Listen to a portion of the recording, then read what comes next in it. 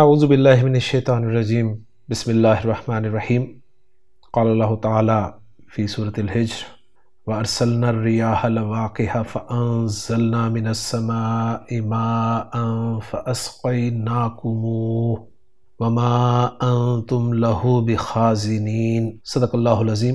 رب اشرح لی صدری ویسر لی امری واحلل عقدۃ من لسانی یفقہوا قولی رب یسر ولا تعسر وتمم بالخیر آمین یا رب العالمین۔ سورۃ الحجر سے آیت نمبر 22 میں نے آپ کے سامنے تلاوت کی ہے، جو آپ اسکرین پہ لکھی ہوئی دیکھ رہے ہیں۔ اس آیت میں اللہ تعالیٰ نے ارشاد فرمایا وَأَرْسَلْنَا الرِّيَاحَ لَوَاقِحَ، اور ہم نے ہواؤں کو بار آور بنا کر بھیجا، فَأَنزَلْنَا مِنَ السَّمَاءِ مَاءً، پھر ہم نے آسمان سے پانی اتارا، فَأَسْقَيْنَاكُمُوهُ، بس ہم نے تمہیں وہ پلایا، وَمَا أَنْتُمْ لَهُ بِخَازِنِينَ، اور تم ہرگز اس کا ذخیرہ کرنے والے نہیں۔ قرآن مجید کی اس آیت میں آپ دیکھ رہے ہیں فَأَسْقَيْنَاكُمُوهُ، اس میں فا کو الگ کر دیں تو باقی بچتا ہے أَسْقَيْنَاكُمُوهُ۔ اس کو بھی الگ الگ کر کے میں لکھوں تو یہ تین لفظ بنتے ہیں، ایک ہے أَسْقَيْنَا، ایک ہے کمو، اور ایک ہے ہو۔ اب اس میں جو کمو کا لفظ ہے نا، اس کے حوالے سے میں آج کے لیکچر میں بات کرنا چاہوں گا۔ میں نے ایک لیکچر میں فعل ماضی جمع مذکر حاضر کا صیغہ جو ہے جس کے آخر میں تم آتا ہے، اس کے حوالے سے کچھ باتیں جو ہے وہ ذکر کی تھیں کہ فعل ماضی جمع مذکر حاضر کا صیغہ جس کے آخر میں تم آتا ہے، اس کے بعد اگر اسم ظاہر مفعول کے طور پر استعمال ہو رہا ہو تو اس صیغے کو اسی طرح پڑھا جاتا ہے جیسے کہ وہ ہوتا ہے، اور اس کی ایگزامپل میں نے آپ کو دی تھی سورۃ المائدہ سے وَأَقْرَضْتُمُ اللَّهَ۔ اقرضتم فعل ماضی جمع مذکر حاضر کا صیغہ ہے، اور اس کے بعد بطور مفعول اسم ظاہر آ رہا ہے، تو یہ صیغہ جو ہے اقرضتم کے طور پر ہی پڑھا گیا۔ ہاں، میم کو آگے ملانے کے لیے پیش دی گئی، اس میں میں انشاءاللہ تعالیٰ بعد میں بات کروں گا۔ اور یہ بھی بتایا تھا کہ اس صیغے کے بعد اگر مفعول کے طور پر ضمیر آ جائے تو اس صیغے کے میم کے بعد ایک واو کا اضافہ کیا جاتا ہے اور تم کو تمو کے طور پر پڑھا اور لکھا جاتا ہے، جیسا کہ اسی آیت میں آپ سکرین پہ دیکھ رہے ہیں وَأَزَّرْتُمُوهُمْ۔ لسان القرآن کے طلباء و طالبات میں سے کسی نے توجہ دلائی کہ قرآن مجید میں یہ جو کم کی ضمیر ہے نا، یہ بھی کمو کے طور پر لکھی اور پڑھی گئی ہے، اور آیت کا ایک ریفرنس میں نے آپ کے سامنے ذکر کر دیا۔ تو انہوں نے سوال کیا کہ کیا یہ ٹاپک صرف فعل ماضی کے جمع مذکر حاضر کے صیغے کے ساتھ ہی خاص ہے، یا یہ جو جمع مذکر کی ضمیر ہے جس کے آخر میں میم آتا ہے جیسے انتم، کم اور ہم، کیا ان کے بعد بھی یہی قاعدہ جو ہے وہ اپلائی کیا جاتا ہے؟ تو میں نے سوچا اس حوالے سے بھی یہ ایک ویڈیو آپ کے لیے بنا دیا جائے۔ تو میں نے آپ کے سامنے سورۃ الحجر سے آیت رکھی ہے جس میں آپ کم جو ہے اس کو بھی کمو کے طور پر لکھا ہوا دیکھ رہے ہیں۔ قرآن مجید میں کم تو کمو کے طور پر لکھا ہوا مل جاتا ہے، لیکن ہم جو ہے وہ ہمو کے طور پر لکھا ہوا نہیں ملتا، لیکن چاہے کم ہو چاہے ہم ہو، اس کو کمو اور ہمو ہی پڑھا جائے گا، لیکن کب؟ تو آج کے لیکچر میں ہم اس چیز کو سمجھنے کی کوشش کرتے ہیں۔ آج کے لیکچر کا جو عنوان میں رکھ رہا ہوں وہ ہے میم الجمع۔ میم الجمع کا معنی ہے جمع کا میم، یعنی جمع۔ اردو میں ہم جمع بولتے ہیں، لیکن اصل میں یہ لفظ جو ہے یہ ہے میم کے سکون کے ساتھ ہے جمع۔ تو جمع کا میم جو ہے اس کے بارے میں آپ کے ساتھ کچھ اہم چیزیں جو ہے وہ شیئر کروں گا۔ میم الجمع کی سب سے پہلے ہم تعریف دیکھیں گے، جیسا کہ آپ اسکرین پہ لکھا ہوا دیکھ رہے ہیں کہ ہی المیم الزائدۃ، یہ وہ میم ہے جو زائدہ ہوتا ہے، الدالۃ علی جمع المذکر، اور جمع مذکر پر دلالت کرتا ہے، یعنی جمع مذکر کے لیے استعمال ہوتا ہے۔ وَهِيَ لَا تَقَعُ إِلَّا بَعْدَ وَاحِدٍ مِّنْ أَرْبَعَةِ أَحْرُفٍ، اور یہ صرف 4 حروف کے بعد ہی واقع ہوتا ہے۔ وہ 4 حروف کون سے ہیں؟ ہِیَ الحمزہ، التا، الکاف، الہا۔ آسان لفظوں میں آپ کے سامنے بات رکھوں تو میم الجمع ایک میم ہوتا ہے جو زائد ہوتا ہے، کلمہ کا حصہ نہیں ہوتا۔ جیسے علمہ میں میم آپ کو نظر آ رہا ہے، یہ زائدہ نہیں ہے، یعلمو میں آپ میم دیکھ رہے ہیں، یہ میم بھی زائد نہیں ہے، یعنی یہ کلمہ کا حصہ ہی ہے۔ تو یہ میم جو ہے میم الجم، یہ زائدہ ہوتا ہے، یعنی کلمہ کا حصہ نہیں ہوتا۔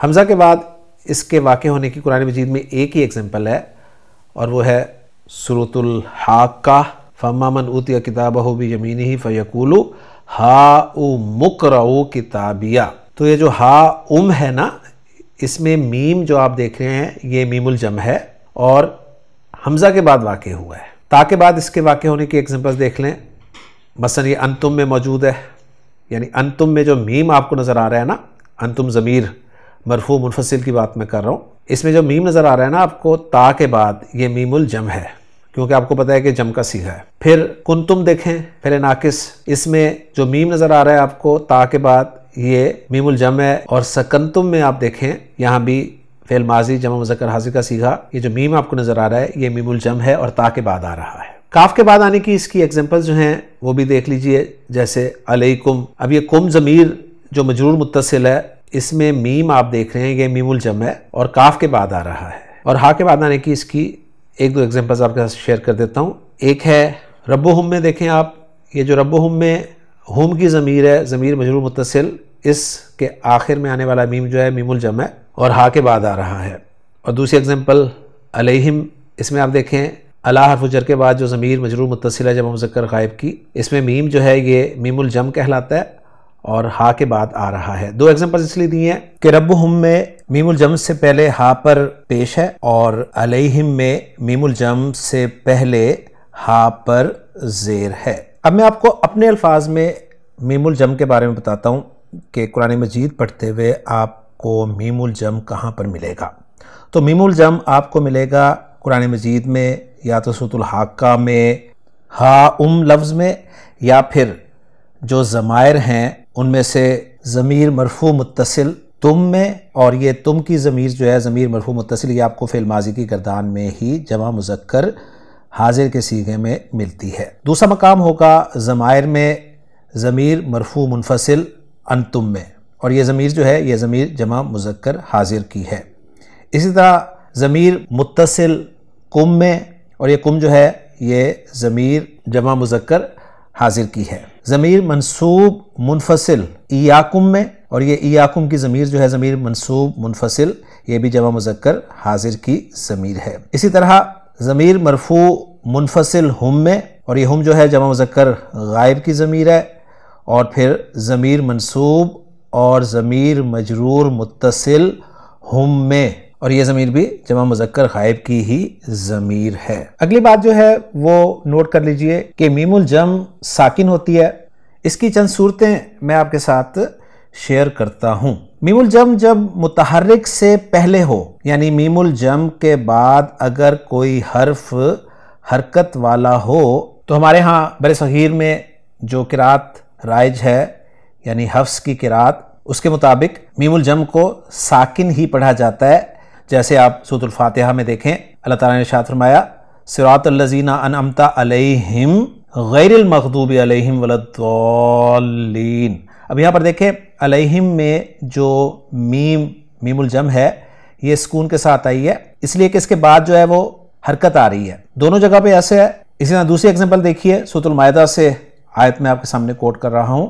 اللہ تعالیٰ نے ارشاد فرمایا علیکم انفسکم لا یضرکم من ضل اذا اہتدیتم الی اللہ مرجعکم جمیعا فینبئکم بما کنتم تعملون۔ تو یہاں پر دیکھیں آپ کو علیکم کے آخر میں میم الجم نظر آ رہی ہے، انفسکم کے آخر میں میم الجم نظر آ رہی ہے، لا یضرکم کے آخر میں میم الجم نظر آ رہی ہے، اہتدیتم کے آخر میں میم الجم نظر آ رہی ہے، مرجعکم کے آخر میں میم الجم نظر آ رہی ہے، ینبئکم کے آخر میں میم الجم نظر آ رہی ہے، کنتم کے آخر میں میم الجم نظر آ رہی ہے، اور ہر جگہ پر میم الجم کے بعد حرکت آ رہی ہے۔ علیکم میں حمزہ آ رہا ہے حرکت کے ساتھ، انفسکم کو دیکھیں اس میں میم الجم کے بعد لا آ رہا ہے اور لام پہ زبر ہے۔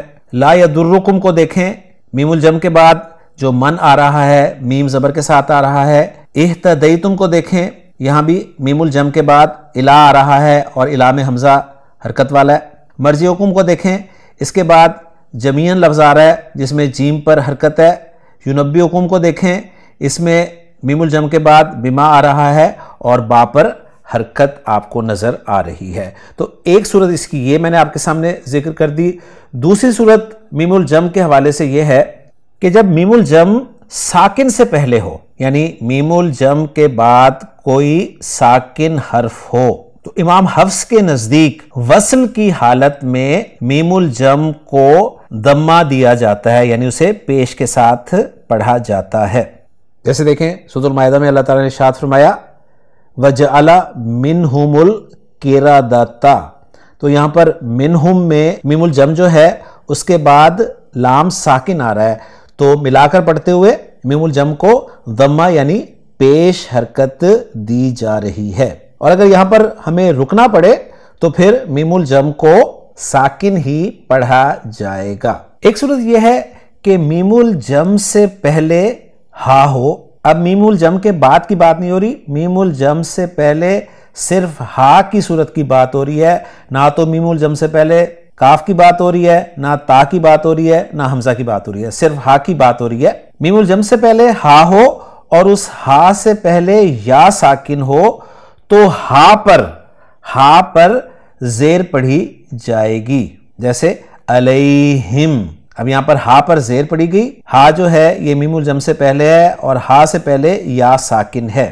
اور اگر میم الجم سے پہلے ہا ہو اور ہا سے پہلے زیر حرکت ہو تو بھی ہا پر زیر ہی پڑھی جائے گی، جیسے فی قلوبہم. ان دو صورتوں کے علاوہ میم الجم سے پہلے اگر ہا ہو تو ہا پر ضمہ یعنی پیش ہی پڑھا جائے گا، جیسے منہم اکثرہم. اب آخری بات میم الجم کے حوالے سے کہ میم الجم کے بعد اگر اسم ظاہر آئے تو میم الجم کے بعد واو کا اضافہ نہیں کیا جاتا، اور اگر میم الجم کے بعد ضمیر آ جائے تو میم الجم کے بعد ایک واو کا اضافہ کیا جاتا ہے. جیسے آپ نے اسقیناکموہ میں دیکھا، اسی طرح سورۃ الانفال میں دیکھیں وَإِذْ یُرِیکُمُوہُم، تو دیکھیں میم الجم ہے، اس کے بعد ہم ضمیر آ رہی ہے تو بیچ میں واو کا اضافہ آپ کو مل رہا ہے. اسی طرح سورہ ہود میں اَنُلْزِمُکُمُوہا، یہاں بھی میم الجم کے بعد ضمیر آ رہی ہے ہا، لہٰذا واو کا اضافہ آپ کو نظر آ رہا ہے. اور سورہ محمد میں یسألکموہا، یہاں بھی میم الجم کے بعد ضمیر آ رہی ہے تو آپ کو میم الجم کے بعد واو کا اضافہ نظر آ رہا ہے. جبکہ سورہ نازعات میں اللہ تعالیٰ نے ارشاد فرمایا فقال انا ربکم الاعلی، تو یہاں پر آپ دیکھیں میم الجم کے بعد اسم ظاہر آ رہا ہے تو میم الجم کو صرف پیش دے کے آگے ملایا گیا کیونکہ اس کے بعد اگلا حرف جو ہے وہ ساکن تھا لیکن بیچ میں واو کا اضافہ نہیں کیا گیا. تو امید ہے کہ آپ کو آج کا لیکچر پسند آیا ہوگا. اس میں نے آپ کو میم الجم کے بارے میں تفصیل سے بتا دیا. اب یہاں پر ایک سوال پیدا ہو سکتا ہے اسٹوڈنٹس کے ذہن میں کہ جو یہ مثنیٰ کے ضمائر ہیں، مثلا انتما، ہما، کما، ان میں بھی تو میم آتا ہے، اس میم کو کیا کہتے ہیں؟ تو بس نوٹ کر لیں کہ یہ والا میم جو ہے یہ میم العماد کہلاتا ہے. گویا جمع کے وہ ضمائر جن میں میم آتا ہے وہ والا میم میم الجم کہلائے گا، اور مثنیٰ کے وہ ضمائر جن میں میم کے بعد الف آتا ہے وہ میم میم العماد کہلاتا ہے. تو یہیں پہ میں اپنا یہ لیکچر ختم کرتا ہوں. امید ہے آپ کو بات سمجھ میں آ گئی ہوگی. انشاءاللہ تعالی اسی طرح اہم اور دلچسپ لیکچرز لے کے آپ کی خدمت میں حاضر ہوتا رہوں گا. سبحانک اللہم و بحمدک، اشہد ان لا الہ الا انت، استغفرک و اتوب